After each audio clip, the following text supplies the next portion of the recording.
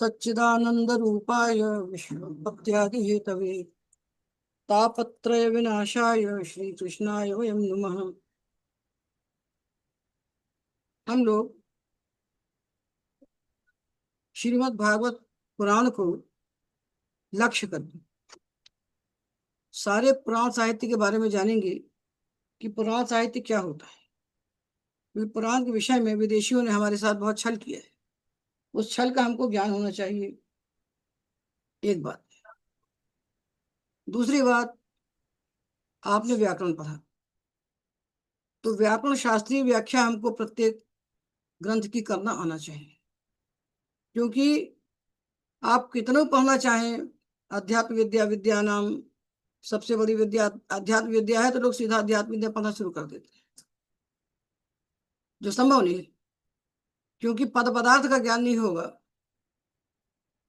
तो वाक्यार्थ का ज्ञान नहीं होगा, तो हम विषय समझेंगे कैसे।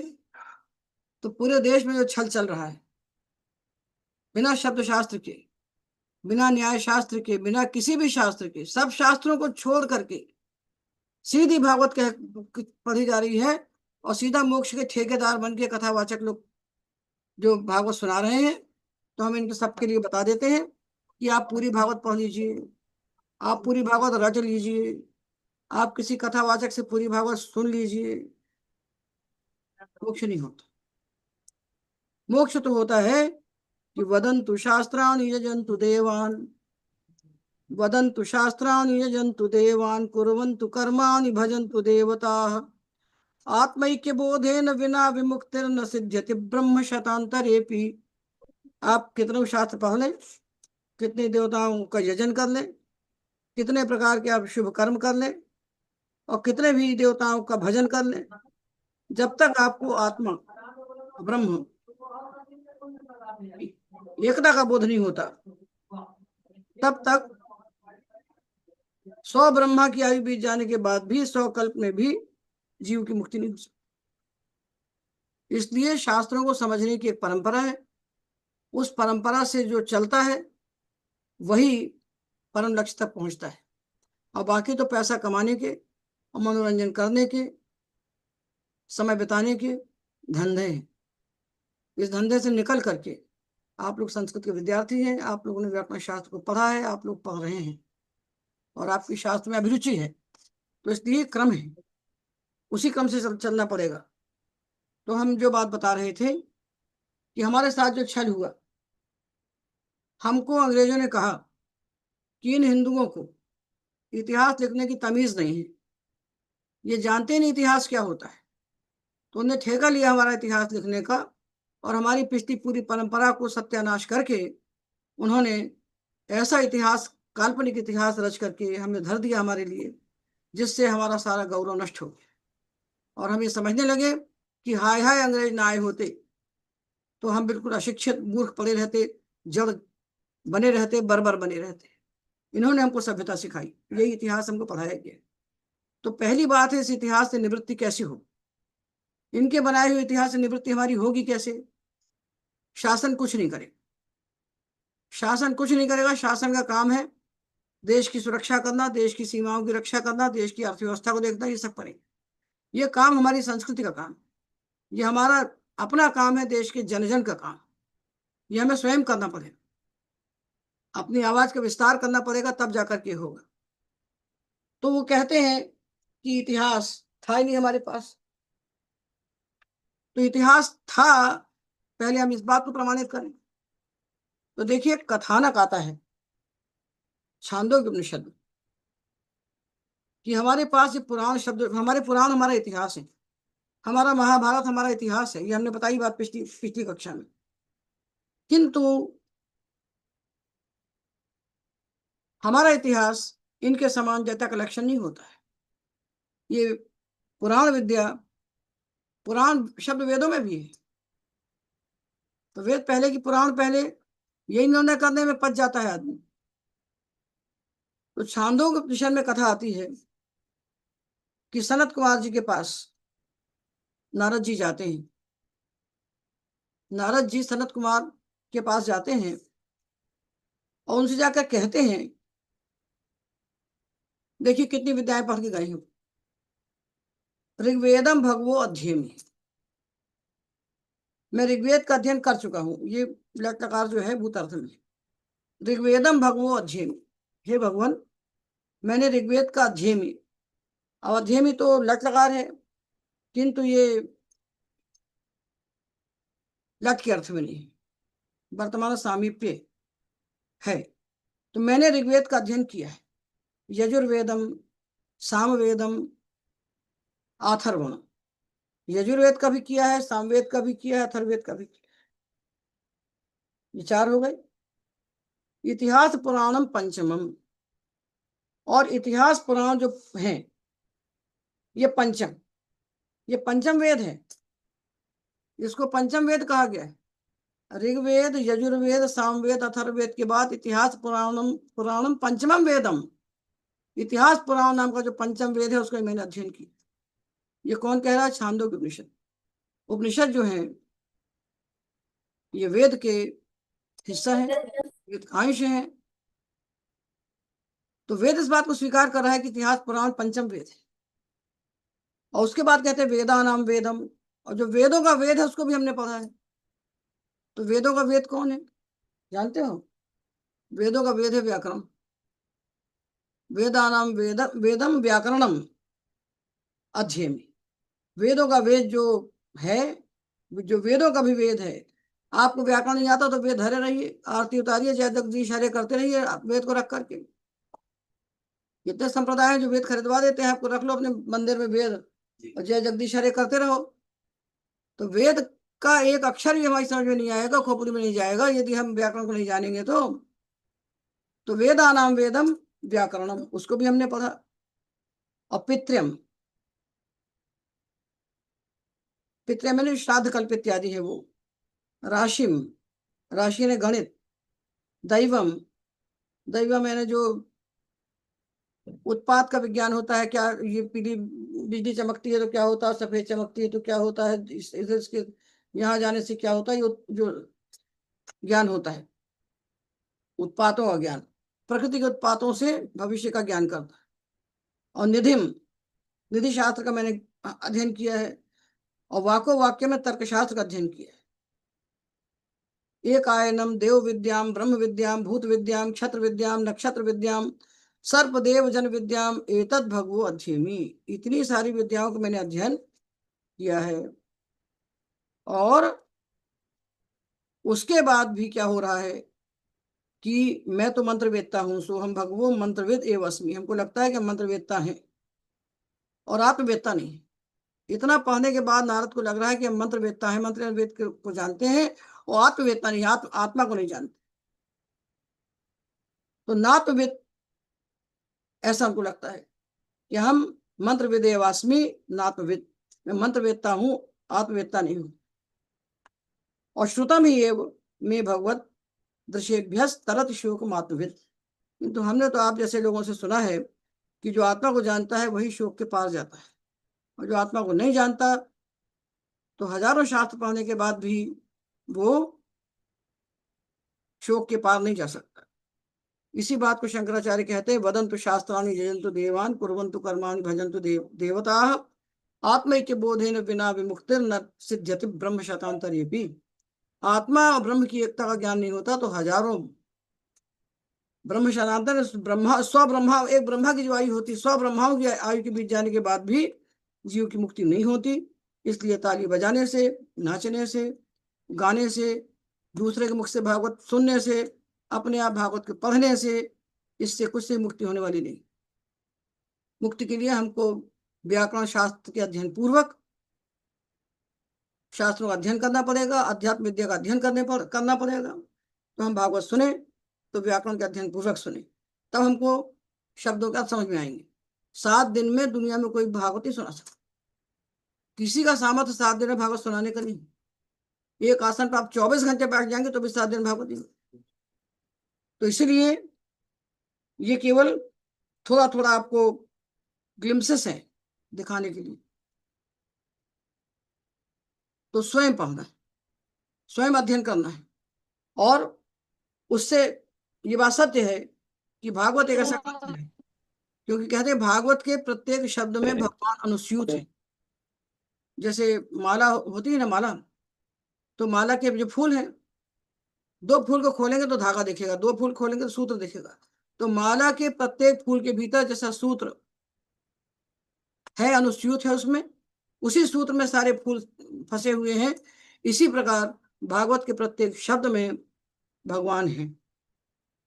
इसलिए भागवत को भगवान का शब्दावतार कहा जाता है। भागवत जो है भगवान का शब्दावतार है। उसके शब्दों में भगवान गुम्फित है। उनको निकालने की विधि हमको आना चाहिए। दूध के अंदर घी है, जो महात्मा क्या, दूध के अंदर घी है, पर दूध को पीने से घी का स्वाद मिलता है क्या? नहीं मिलता। तो दूध, आपको घी का स्वाद चाहिए तो युक्ति पूर्वक दूध में से घी को निकालना पड़ता है। दूध को गर्म करते हैं, फिर उसको ठंडा करते हैं, फिर उसको जमाते हैं, फिर उसको मथते हैं, फिर मक्खन निकलता है, फिर उसको पकाते हैं, तब जाके घी बनता है। तो जैसे दूध के अंदर रहने वाला घी दिखाई नहीं पड़ता, ना तो देखने में आता, ना स्वाद स्वाद पता चलता उसका, किंतु उसके अंदर वो है। तो युक्ति पूर्वक उसको जिस प्रकार हम निकालते हैं, उसी प्रकार भागवत के शब्दों के भीतर भगवान गुम्फित हैं। उन भगवान को हमको भागवत के शब्दों के भीतर से प्रकट करना है। तो शब्द का अर्थ ही नहीं याद, कैसे प्रकट करने? शब्दार्थ का ज्ञान, भगवान का शब्दावतार जब भागवत है, ये तो सत्य बात है। ये सत्य बात है। भागवत पढ़िए, रामचरितमानस पढ़िए, भगवान प्रकट हो जाते। प्रकट कहाँ होते हैं? अनुभूति का विषय बनते हैं। भगवान आंखों से नहीं दिखते। आंखों से कैसे दिखेंगे? आंख स्थूल है तो कैसे दिखाई पड़ेंगे? जब आंख से हमको हवा नहीं दिखती, भगवान कहाँ दिखाई पड़ जाएंगे? तो इसलिए भागवत के शब्दों में जो भगवान गुम्फित है, उनका साक्षात्कार यानी अनुभव गम्य उनको करना है, तो हमको शब्दों का ज्ञान होना चाहिए। तो शब्द शास्त्र के बिना कोई शास्त्र सिद्ध नहीं होता, ना वेद सिद्ध होते ना पुराण सिद्ध होते। इसलिए कहा है तस्मात् गुरुम प्रपद्येत जिज्ञासु श्रेय उत्तमम। जिज्ञासु को ऐसा गुरु बनाना चाहिए जो शब्दे परे से निष्णात हो, जो शब्द ब्रह्म में निष्णात हो और पर ब्रह्म में निष्णात हो, जो शब्द को भी जाने और पर को भी जाने। तो शब्द का तो यहाँ भले वेद है, वेद को भी हम शब्द कहते हैं, किंतु हमें जानते हैं कि शब्द को जानने के लिए व्याकरण ही वेदों का वेद है। छांदोग्य उपनिषद जिसको वेदों का वेद कह रहा है, उस व्याकरण की उपेक्षा करके हम ये धमा चौकड़ी वाली कथाओं को सुने और अपने जीवन का जो बहुत सीमित समय है, सबके पास जीवन बहुत सीमित है, हर क्षण बीत जाता है जो लौट के नहीं आता, उसको गंवाएं इन सब कामों में। वैसे संसार के कृत्यों में कितना सारा समय हमारा नष्ट हो जाता है, उसमें से समय निकाल करके बचाए समय और वहां नाचे जाकर, इसके लिए हमारा जीवन नहीं बना। तो उसको पढ़ने के पहले, भागवत को पढ़ने के पहले हमको व्याकरण का ज्ञान होना चाहिए, और जो अध्यात्म विद्या है, जो दर्शन है, उस दर्शन के मूलभूत शब्दों का, मूलभूत तत्वों का ज्ञान होना चाहिए। हमने आपको वेदांत सार पढ़ाया, वेदांत सार पढ़ाया, ऐसा हमको याद है, और न्याय शुरू किया था, बीच में छोड़ दिया। तो थोड़ा हमको कम से कम इनके पदावली जो होती है, जिसको टेक्निकल टर्म कहते हैं, जो हर एक शास्त्र की टर्मिनोलॉजी होती है, हर शास्त्र के पारिभाषिक शब्द होते हैं, उनका तो ज्ञान होना चाहिए। ये नाचने गाने से वाले जो हैं, इनको पांच भूतों का ज्ञान नहीं है, इनको पांच इंद्रियों का नाम नहीं मालूम होंगे पूछेंगे तो ये हमको इस प्रकार से अपने जीवन का क्षय नहीं करना है। तो हमको पढ़ना है शास्त्रीय विधि से, जानना है शास्त्रीय विधि से। तो पहली बात जो हमने आपको बताई वो ये बताई कि जो अंग्रेज हमको बता गए कि हम लोगों को इतिहास का ज्ञान नहीं था, हम लोग मूर्ख थे, तो हम आपको छांदोग्य उपनिषद से अर्थात वेद से उदाहरण दे रहे हैं कि इतिहास पुराणम पंचमम वेदम। ये छांदोग्य उपनिषद कह रहा है कि इतिहास पुराण जो है पंचम वेद। और एक नहीं, सैकड़ों उदाहरण बता सकते हैं आपको, सैकड़ों स्थान से, कि हमारी जो इतिहास विद्या है वो कितनी बड़ी विद्या थी। इतिहास समुच्चय नाम का ग्रंथ मिलता है, इतिहास के ढेरों ग्रंथ हमको मिलते हैं, किंतु हमारा इतिहास उनके समान नहीं है। उन मूर्खों के समान हमारी कोई शैली नहीं, हमारा कोई साहित्य उनके समान नहीं है। हमारे किसी छोटे से छोटे से छोटे से छोटी किताब से भी उनके बड़ी से बड़ी किताब की तुलना नहीं की जा सकती, इसलिए उनकी हमारी कोई तुलना नहीं। तो सत्य बात यह है कि हिंदुओं के समान सुव्यवस्थित इतिहास किसी राष्ट्र के पास नहीं। अंतर यह है कि उनका इतिहास जो है जन्म मृत्यु का लेखा जोखा है, और हमारा इतिहास है देश के प्राचीन लोगों के चरित्र का ऐसा विवरण, देश के प्राचीन लोगों का, उनके चरित्र का ऐसा विवरण जिसमें धर्म अर्थ काम मोक्ष का उपदेश भी हो, जो हमारे जीवन को समुन्नत करके कृतार्थ कर सके, वही इतिहास है। इसलिए धर्मार्थ काम मोक्षाणाम उपदेश समन्वितम, धर्मार्थ काम मोक्षाणाम उपदेश समन्वितम पूर्ववृत्त कथा युक्त इतिहासम प्रचक्षते। पूर्ववृत्त कथा युक्तम, पूर्व हमारे जो पूर्व पुरुष हो चुके हैं, महापुरुष, उनकी कथा को इस प्रकार से कहना जिससे धर्म अर्थ काम मोक्ष चारों पुरुषार्थों की सिद्धि हो जाए। ये चार पुरुषार्थों की सिद्धि हमारे जीवन का लक्ष्य, पुरुषार्थ चतुष्टयम। तो चार पुरुषार्थों से समन्वित पूर्ववृत्त कथा युक्तम इतिहासम प्रचक्षते, इतिहास का लक्षण देते हैं। और भरत मुनि कहते हैं व्यासादि प्रणीतो भारतादि ग्रंथ इतिहास, व्यास इत्यादि के द्वारा लिखे हुए जो महाभारत इत्यादि ग्रंथ हैं, ये इतिहास है। तो एक नहीं दो नहीं, वेदों में पुराण शब्द है, इतिहास शब्द है। इतिहास वेदों में पुराण शब्द है, और इतिहास शब्द की कितने सारे स्थानों पर हमको व्युत्पत्ति मिलती है, कितने सारे स्थानों पर इसका उदाहरण हमको मिलता है, तो वो हम जानेंगे। उसके बाद हम कथा शुरू करेंगे, क्योंकि ये सब नहीं जानेंगे तो ताली बजाना शुरू कर देने से कुछ होने वाला नहीं। तो भारतवर्ष को जानना है और भारतीय संस्कृति के स्वरूप को जानना है, तो पुराणों को हमें जानना पड़ेगा। हमारी आज जो जीवन पद्धति है वेदों की नहीं है, ये पुराणों की है। ये सारी जीवन पद्धति हमारी जो है पुराणों की पद्धति है, वेदों की नहीं है। तो संपूर्ण जानकारी के लिए पुराणों के अध्ययन की हमको बहुत बड़ी आवश्यकता है, क्योंकि पुराण भारतीय संस्कृति का मेरुदंड है, वो हमारा मेरु है, वो हमारी आधार पीठ है, जिस पर आधुनिक भारतीय समाज अपने आप को प्रतिष्ठित करता है, और जिससे हमारा भारतीय समाज नियंत्रित होता है, जो गवर्न करता है। इसलिए कितने ग्रंथों में पुराण शब्द का विवेचन आता है। तो देखिए, पाणिनि का शास्त्र में पढ़ा, तद्धित पढ़ा, तो तद्धित में एक सूत्र आता है, सायं चिरम प्राण्ये प्रगे अव्ययेभ्य च्युचुलौ तुच्छ। सायं चिरम प्राण्ये प्रगे और अव्यय है, उनसे ट्यू ट्यूल प्रत्यय होते हैं, उनको तुच्छ का आगम होता है, तो पूरा अव्यय है। इससे हमने प्रत्यय किया ट्यू, तो ट्यू में टकार की संज्ञा हो गई, चुचू से बचा यू, इसको यू और अन से अन कर दिया, तो पूरा है और अन है, पूरा है अन है। पर कहते तुच्छ, इसको तुच्छ का आगम भी होता है, तो पूरा है और अन है, उसको तुच्छ का आगम हो गया, तुच्छ में उच्च की संज्ञा हुई तो पुरातन बन गया। तो सूत्र जो बनाता है पुरातन शब्द बनाता है, ये पुराण शब्द नहीं बना रहा है, सूत्र से पुरातन शब्द बनता है। समझ में आ गई बात? पूरा शब्द से ट्यू प्रत्यय किया, टकार की संज्ञा करके यू को हमने यू और से अन किया, तो पूरा अन, इस अन को तुच्छ का आगम किया तो तन बन गया, अन को तुच्छ का आगम तन बन गया, तो पुरातन शब्द बना, पुराण तो नहीं बना। तो पुराण शब्द पाणिनि के सूत्रों के निर्देश से मिलता है। पाणिनि के सूत्र हैं, पूर्व कालिक सर्व जरत पुराण नव केवला समानाधिकरणेन, पूर्व कालिक सर्व जरत पुराण नव केवला समानाधिकरणेन, ये समास का सूत्र है। तो यहाँ पाणिनि पुराण शब्द प्रयोग करते हैं, तो पाणिनि पुराण कह रहे हैं, और पाणिनि के सूत्र से पुरातन बन रहा है, तो पुराण किससे बनेगा? पाणिनि के निर्देश से। पाणिनि जो कहते हैं वो अपने आप में प्रमाण होता है। तो पाणिनि का सूत्र जो है, पूर्व काल के सर्वजगत पुराण नव केवला समानाधिकरण, ने सूत्र में पाणिनि ने पुराण शब्द का प्रयोग किया है। और एक सूत्र उनका और आता है तद्धित में, पुराण प्रोक्तेषु ब्राह्मण कल्पेशु, पुराण प्रोक्तेषु ब्राह्मण कल्पेशु, यहाँ उन्होंने पुराण शब्द का प्रयोग किया है, पुराण में कहे हुए। तो पाणिनि के दो सूत्रों में हमको पुराण शब्द मिल रहा है, और कहीं होगा तो हम याद करेंगे, हमको दो याद आ रहे हैं तो दो आपको हम बता रहे हैं। तो पाणिनि के दो सूत्रों में हमको पुराण शब्द मिल रहा है, तो जो इस बात को बताता है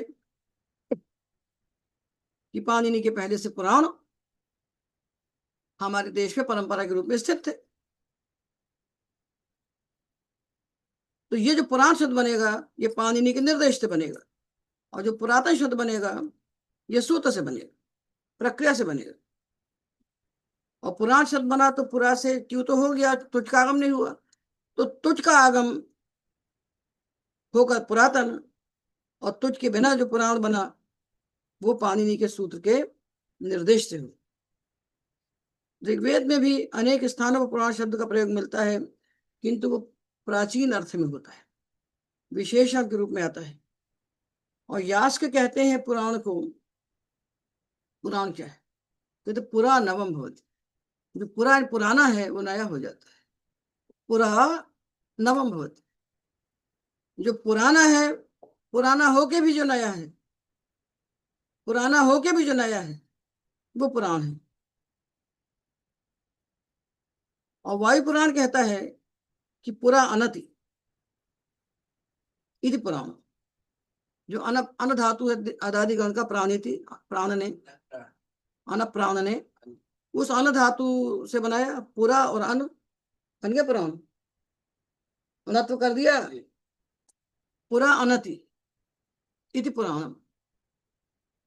जो प्राचीन काल में भी जीवित था, अनति अन प्राण ने, प्राण आने से प्राण बन जाता है, प्रा के बिना अन है, अन धातु का प्रयोग प्रा के साथ करते, प्राणिति प्राणिता प्राण प्राणंति बन जाता है ना। तो पुरा और अन धातु है, तो पुरा अनति इति पुराणम, ये वायु पुराण कहता है। सारे पुराणों ने पुराण शब्द की उत्पत्ति दी है।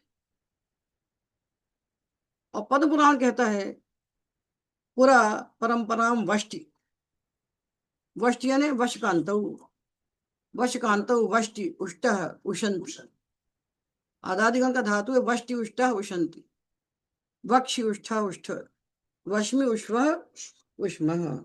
कांति का मतलब है कम कामयते, कांति यानी कम कामयते, धातु से तिन प्रत्यय लगाया तो कांति बन गया। तो कांति का मतलब है इच्छा, कांति यानी इच्छा, कम कांतौ। तो पुरा परंपराम वष्टि, जो प्राचीनता की, परंपरा की, वष्टि ने कामना करता है, जो प्राचीन परंपरा को बताना चाहता है, जिसकी इच्छा है कि प्राचीन परंपरा को आपके सामने रख देना करके, उसका नाम है पुराण। पुरा परंपराम वष्टि, ये सारी बातें ग्रंथकार इतिहासकार बता गए हैं, बलदेव उपाध्याय की पुस्तक में बड़े अच्छे से दिया है विस्तार से, किंतु कथावाचकों को नहीं पहुंचा। वो पढ़े लिखे हैं ही नहीं तो क्या पढ़ेंगे भाई, वो पढ़े लिखे लोग ही नहीं है, जो कथा कहते पढ़े लिखे नहीं है, और जो पढ़े लिखे वो कथा नहीं कहते। तो ये भगवान ने संयोग दिया है कि आप लोग सब पढ़े लिखे लोग हैं, आपने शास्त्र को पढ़ा है, शास्त्र में आपकी अभिरुचि है, आप शास्त्र में अपना जीवन जीते हैं, आप सुन रहे हैं, इससे बढ़ के क्या अच्छी बात होगी। नहीं तो हमको भी कहाँ फुर्सत थी पुराण सुनाने की, हम पास टाइम कहाँ है। तो पुरा परंपराम वष्टि, जो प्राचीन परंपरा को बताने की कामना करता है, इच्छा करता है, वो पुराण कहलाता है।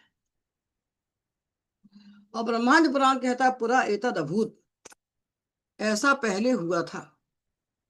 इतिहास का भी यही अर्थ है। इतिहास क्या है, इति ह आस, इति यानी ऐसा, हा यानी निश्चित रूप से, हा व्यय है, आस यानी हुआ था, इति ह आस, ऐसा पहले हुआ था, ऐसा पहले अवश्य हुआ था।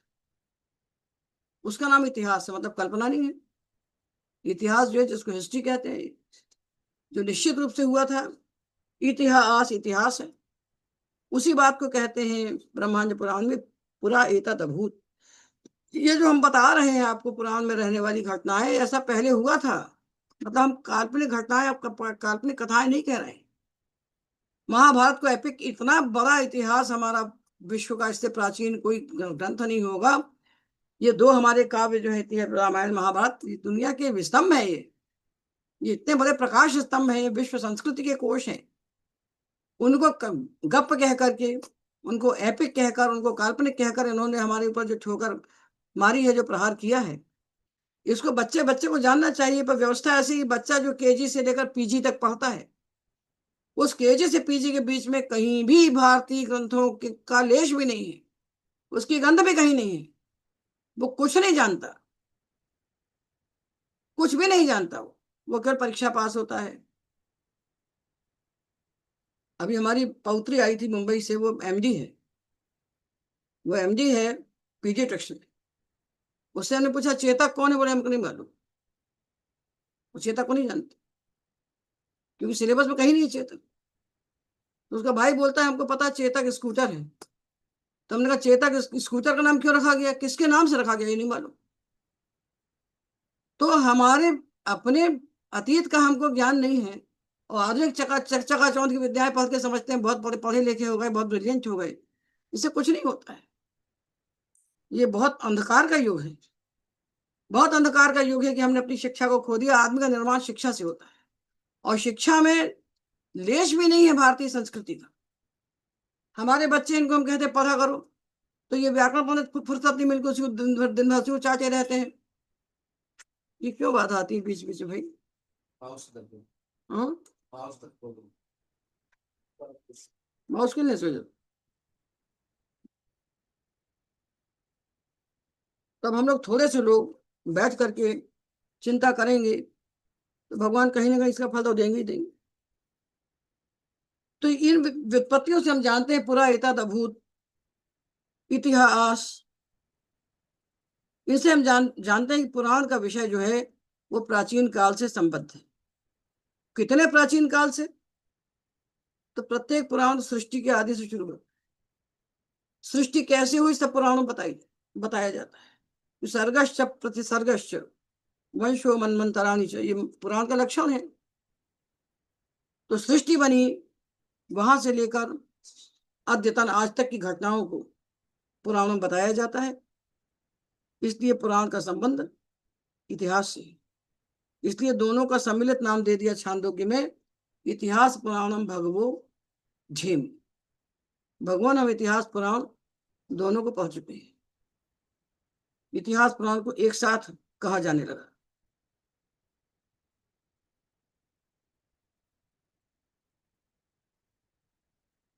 व्यास के कहते हैं ऋग्वेद में त्रिविध ब्रह्म के अंतर्गत इतिहास मिश्र मंत्र पाए जाते हैं। और व्यास अपने निरुक्त में ऋचाओं की व्याख्या करते हैं। तो ऋचाओं की व्याख्या के लिए ब्राह्मण ग्रंथ की कथाओं को उद्धृत करते हैं। ब्राह्मण ग्रंथ में कथाएं हैं, उन कथाओं को उद्धृत करते हैं, और उन कथाओं को कहते हैं इतिहास माचक्षते। उन ब्राह्मण ग्रंथ कथाओं को इतिहास कहते हैं।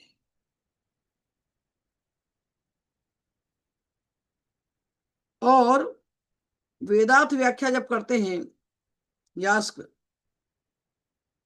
तो बताते हैं, उससे हमें ये पता चलता है कि ऐतिहासिकों का एक पूरा संप्रदाय हमारे देश में था। शिक्षा जो थी उसमें ऐतिहासिकों का एक पूरा स्वतंत्र संप्रदाय था। क्योंकि कई जगह कहते अपनी व्याख्या करने के बाद कहते इति ऐतिहासिकाः, इति ऐतिहासिकाः। अपनी बात कही, व्याख्या की, कहते इति ऐतिहासिका। ऐतिहासिक लोग ऐसा कहते हैं, ऐतिहासिक इतिहासवेत्ता लोग ऐसा कहते हैं। मतलब इतिहास नाम का शास्त्र पूरा हमारे पास अलग से था, जिसको पढ़ने वाले लोग ऐतिहासिक कहलाते थे। तो सामान्य भाषा में हम लोग महाभारत को इतिहास कहते हैं, क्योंकि महाभारत भी अपने आप को इतिहास कहता है। महाभारत अपने आप को इतिहास कहता है।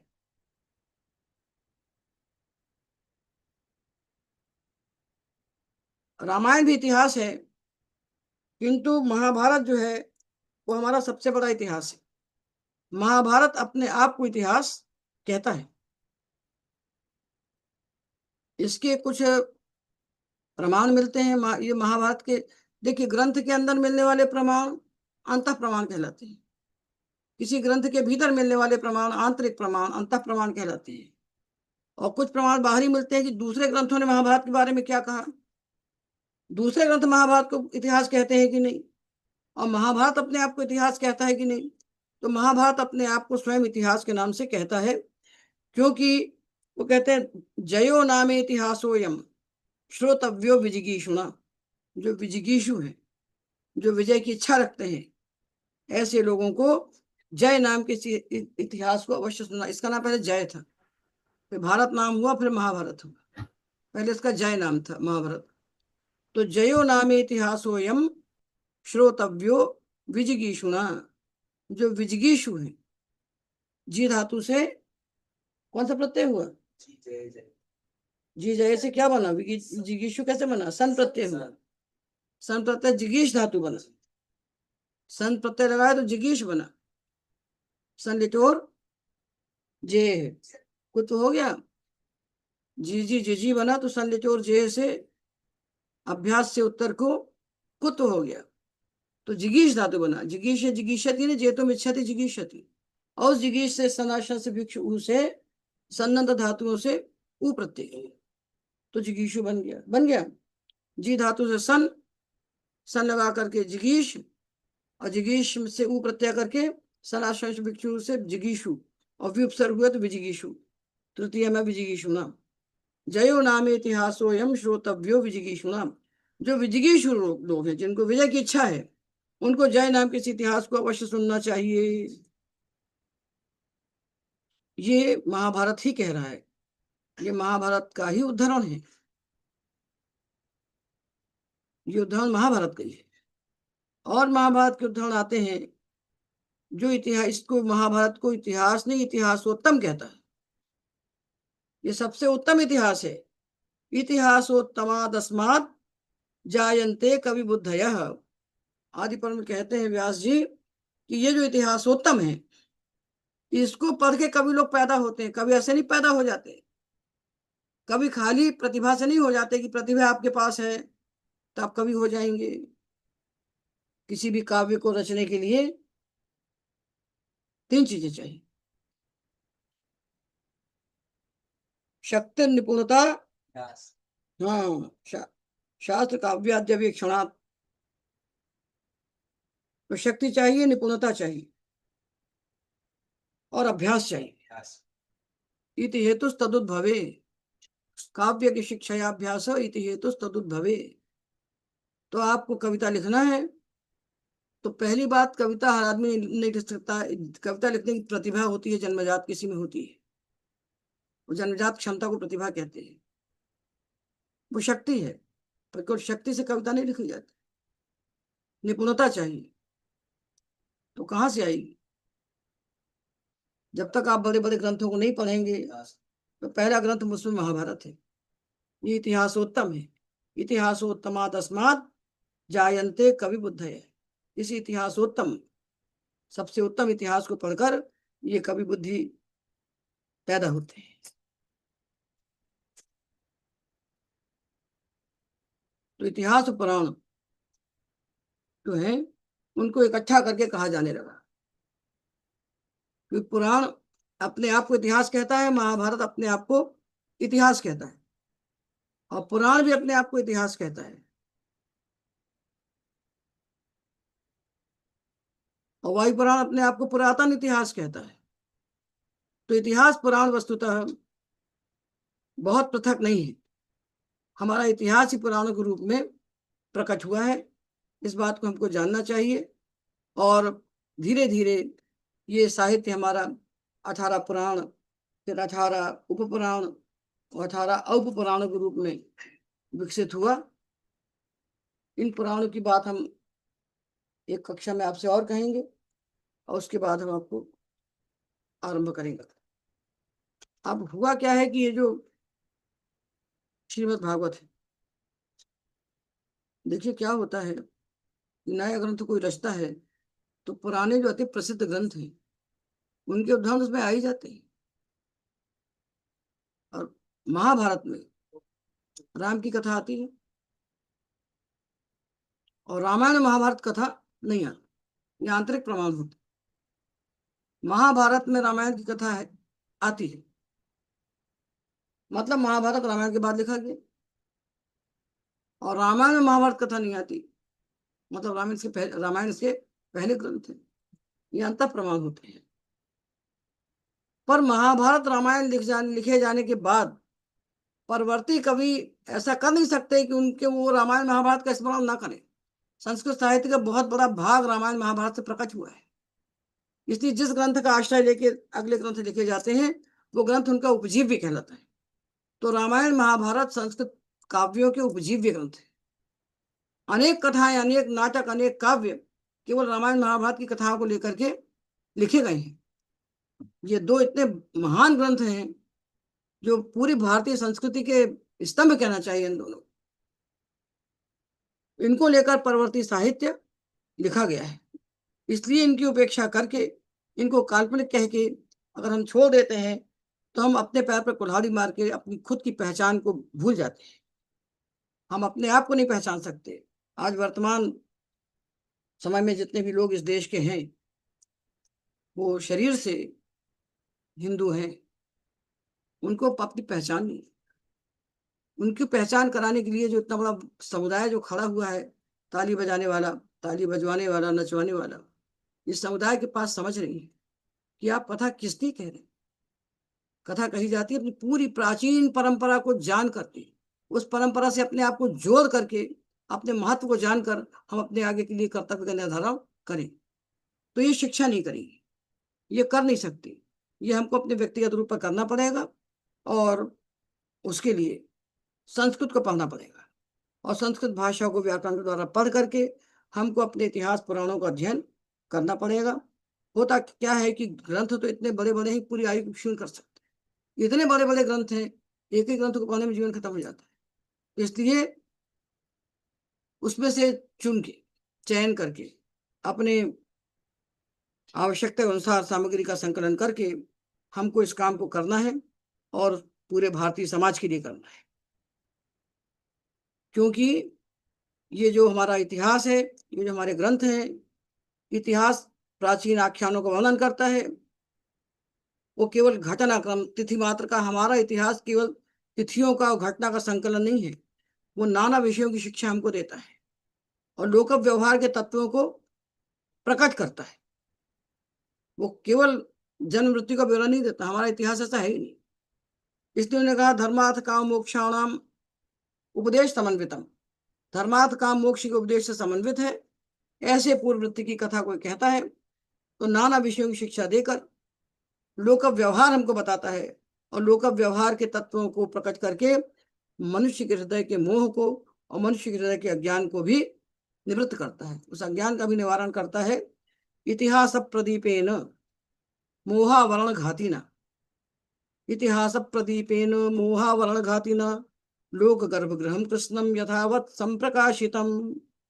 इतिहास जो है प्रदीप है, वो दीपक है। तो दीपक अंधकार को दूर करता है और ये इतिहास हमारे मोह के आवरण को नष्ट करता है। जैसे दीपक अंधकार को दूर करता है, इसी प्रकार ये इतिहास रूपी प्रदीप हमारे मोह रूपी आवरण को नष्ट करता है। और लोक गर्भगृह कृष्णम यावत यथावत संप्रकाशितम।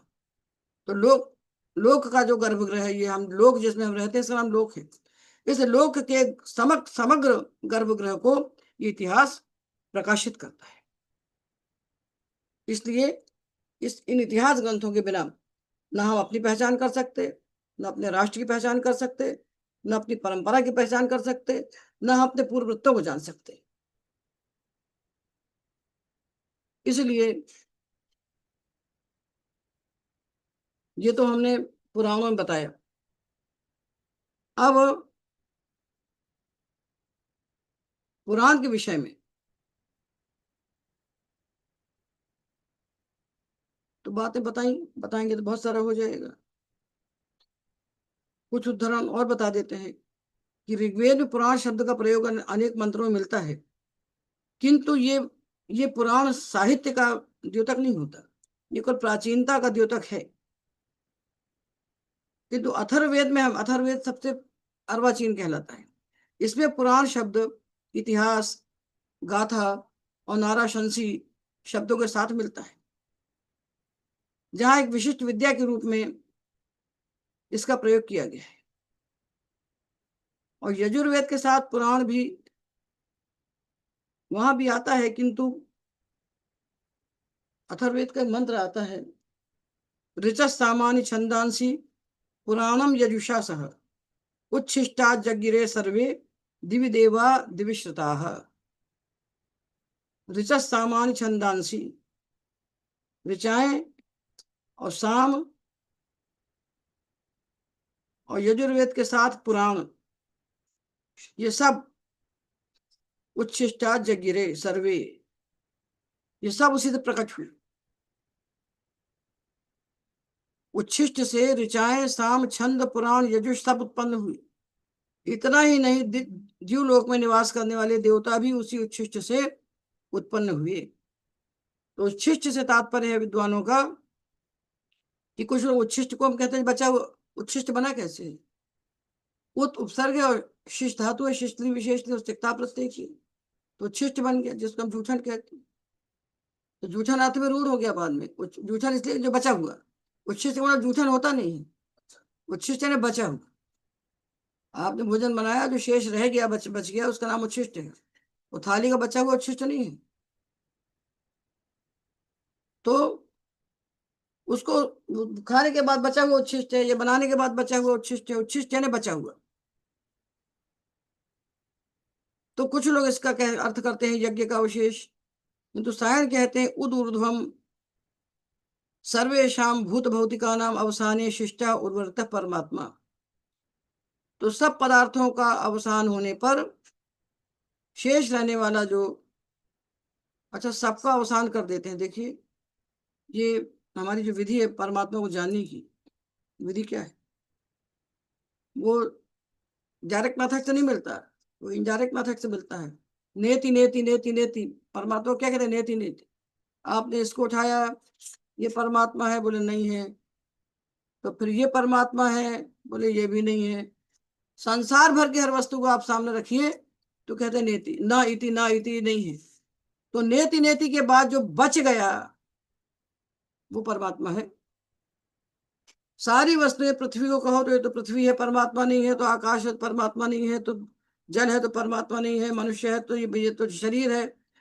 ये वृक्ष है, ये पौधे हैं, ये सारा दिग दिगंत तक फैला हुआ जगत जो दिखाई पड़ता है, सबको नेति नेति से निषेध करने के बाद, निषेध शेषो जयता दशेष, गजेंद्र मोक्ष में कहा है निषेध शेषो जयता दशेष।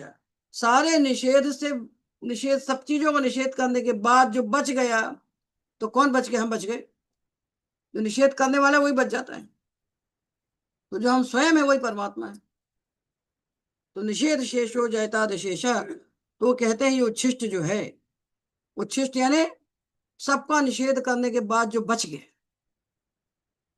यहाँ ऋचा में, यथर्वेद के मंत्र में जो उच्छिष्ट शब्द का प्रयोग आया कि उच्छिष्टा जगिरे सर्वे, सारा संसार इस उच्छिष्ट से पैदा हुआ है। अब समझ में आती है बात क्या? सारा संसार उच्छिष्ट से पैदा हुआ है। तो आम लोग उसका अर्थ कर देते हैं उच्छिष्ट यानी यज्ञ से बचा हुआ जो अवशेष है उससे पैदा हुआ, पर ऐसा नहीं है। सायणाचार्य इसका अर्थ करते हैं, समझ में आ रही बात के कुछ? क्या समझ आ रहा है? उच्छिष्ट क्या हुआ? आप परमात्मा को ढूंढने चले तो आंख तो सामने देख रही, पीछे देख नहीं रही।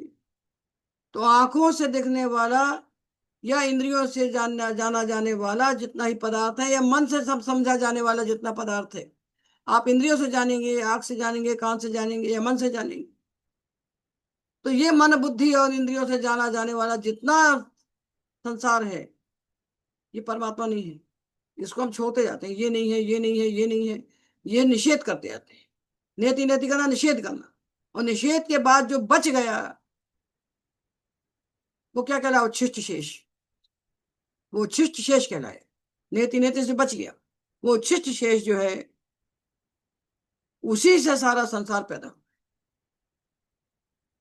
ये आत्म तत्व को इस नेति की विधि से जाना जाता है, डायरेक्ट मेथड से नहीं जान सकते। तो ये यहाँ पुराण शब्द का मतलब है, ये कहते हैं ऋचाएं पैदा हुई, साम पैदा हुए, यजुर्वेद पैदा हुए और पुराण पैदा हुए। उस परमात्मा से जिस प्रकार चारों वेद प्रकट हुए, उनसे पुराण भी प्रकट हुए। तो इस प्रकार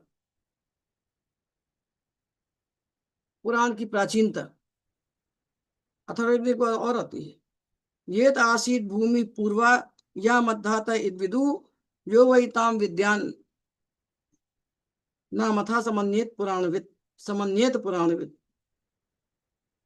ये जो हमको भूमि दिखाई पड़ रही है, इसके पहले जो भूमि थी, इसके पहले कल्प में, ये कल्प के बाद कल्पांत में फिर प्रलय होता है, तो ये जो भूमि दिख रही है, इसके पहले कल्प वाली जो भूमि थी, उस भूमि को ज्ञानी पुरुष जानते हैं। और जो निश्चय करके उस प्रथम कल्प वाली भूमि को जानते हैं, वो पुराणविद, उनको पुराणविद समझना चाहिए। जो इस कल्प को जानते हैं, उन कल्पों के पहले के कल्पों, प्रत्येक पुराणों में कल्प का वर्णन है कि कितने कल्प होते हैं, उन सारे कल्पों का वर्णन। तो ये कहते हैं अथर्ववेद में कि जो इन कल्पों को, पहले वाले कल्पों को, उसके पहले वाले कल्पों को जानते हैं, सारे कल्पों को, सृष्टि से लेकर होने वाले जितने कल्प हैं, उन कल्पों को जो जानते हैं, समन्वित पुराणविद, उसको पुराणवेदता समझना चाहिए। पुराणवेदता उसको समझना चाहिए जो सृष्टि के आदि से अभी तक जितने कल्प हुए हैं, उन सारे कल्प कल्पांतों को जानने वाला जो है, वो पुराणवेदता होता है। तो अथर्ववेद के समय में पुराण और पुराणवेदताओं दोनों के महत्व की बात कही गई है। इसलिए दोनों को मानकर मानते हैं कि अथर्ववेद सबसे बाद का वेद है। गोपथ ब्राह्मण में आता है, एवं इमे सर्वे वेदा निर्मिता सकल्पा सरहस्या सब ब्राह्मणा सोपनिषद का सेतिहासा सांवाख्याता सपुराणा।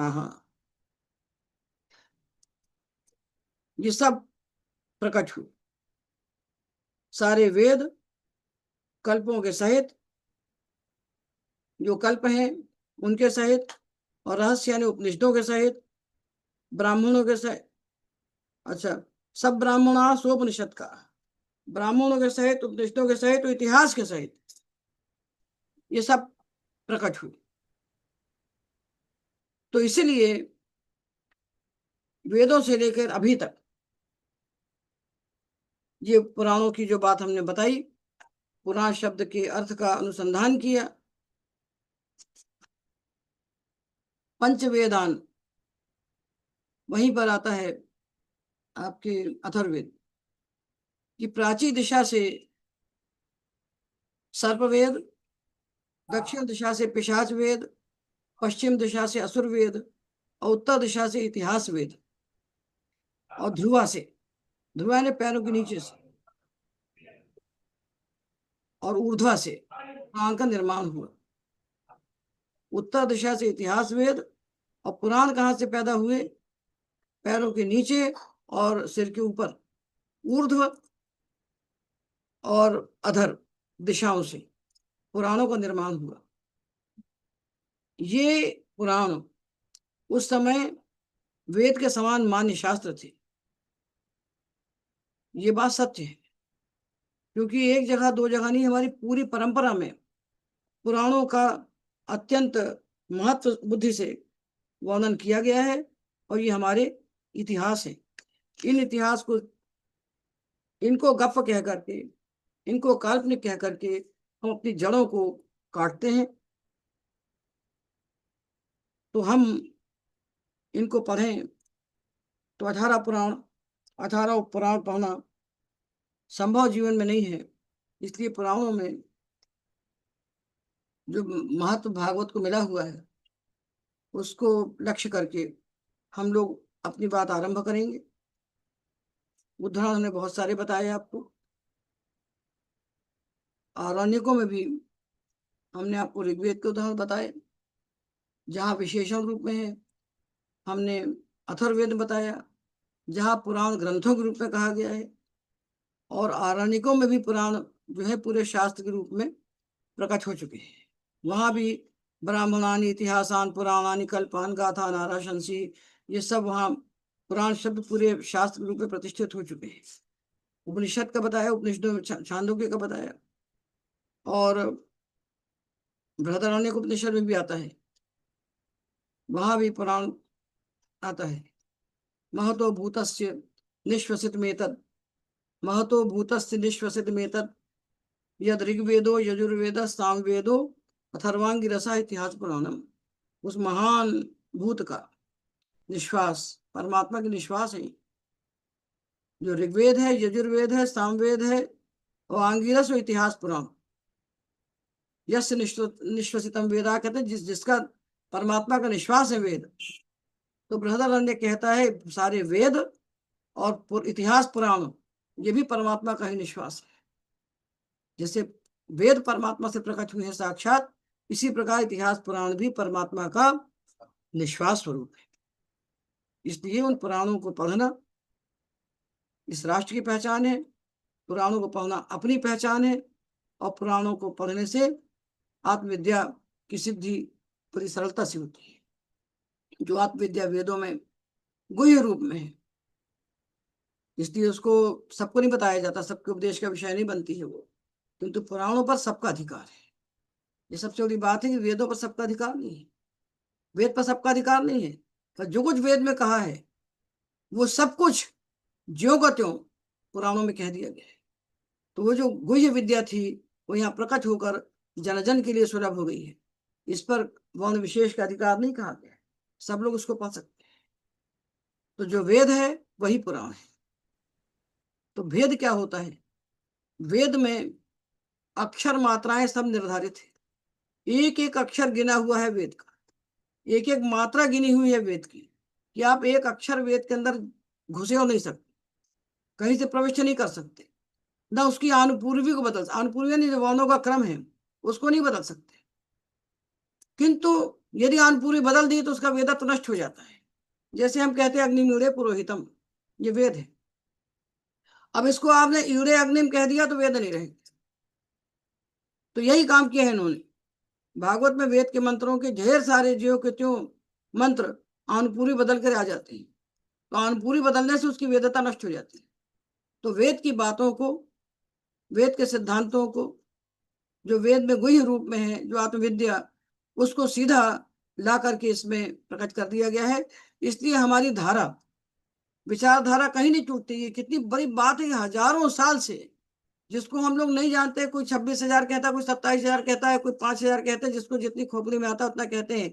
ये तो हम कहते हैं कि हमारी सारी विद्याएं अनादि हैं, वेद हमारे अनादि हैं, वेद परमात्मा से साक्षात प्रकट हुए हैं। इसलिए सारी अनादि विद्याओं में जो चला आ रहा है एक तत्व अनुस्यूत, वो भिन्न नहीं होता।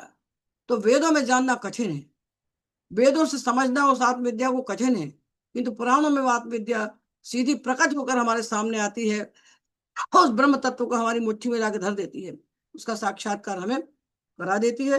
इसलिए उस पुराण विद्या को हमें पढ़ना चाहिए, ये जन जन का कर्तव्य है। और कहाँ कैसे पढ़ेंगे सब, कराल तो काल है, इस कराल काल के बीच में बैठकर हम अपने कर्तव्य का निर्णय करके पुराणों का अध्ययन करें और संक्षेप में उसकी बातों को जन जन तक पहुंचाएं। क्योंकि जो कथा कह रहे हैं, जिनने कथा का ठेका ले रखा है, वो ठेकेदार लोग नहीं पहुंचाएंगे। हम लोग ठेकेदार नहीं हैं, हम लोग राष्ट्र के हित का चिंतन करने वाले, राष्ट्र की परंपरा से जुड़े हुए लोग हैं। हम लोग इस काम को करेंगे और आप लोग इतने सारे लोग साथ में जुड़े हैं, ये हमारे लिए बड़े हर्ष की बात है। और इतने एक से अनेक होते हैं, आप इतने से पता नहीं कितने हो जाएंगे और कहाँ तक हम लोग पहुंचेंगे। ये सब भगवत कार्य है, राष्ट्र का कार्य है, इसको लेकर हम चल रहे हैं। आज के व्याख्यान में हितावधि।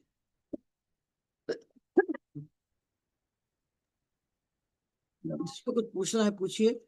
बेटा हमें ये बताओ कि कहाँ से इसको बंद करेंगे?